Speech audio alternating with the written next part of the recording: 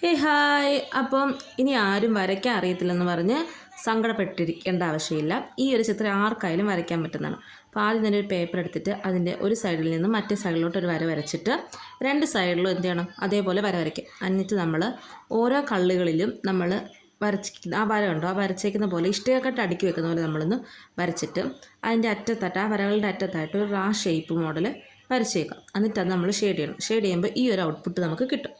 ഇനി ഇങ്ങനെ കിട്ടിയതിന് ശേഷം നമ്മൾ ചെയ്യേണ്ടത് ഈ ഓരോ കള്ളിക്കകത്തും നമ്മൾ ഓരോരോ ഡിസൈൻ, ആദ്യം വരച്ചതിൽ നമ്മൾ നേരെയാണെങ്കിൽ മറ്റേത് നമ്മൾ സൈഡിലോട്ട് വരയ്ക്കണം. അപ്പോൾ ഇതുപോലെ ഇങ്ങനെ വരയ്ക്കാം. വരച്ച് വരുമ്പോഴത്തേക്കും നമുക്കൊരു നല്ലൊരു ഔട്ട്പുട്ടായിരിക്കും ലാസ്റ്റ് കിട്ടുന്നത്.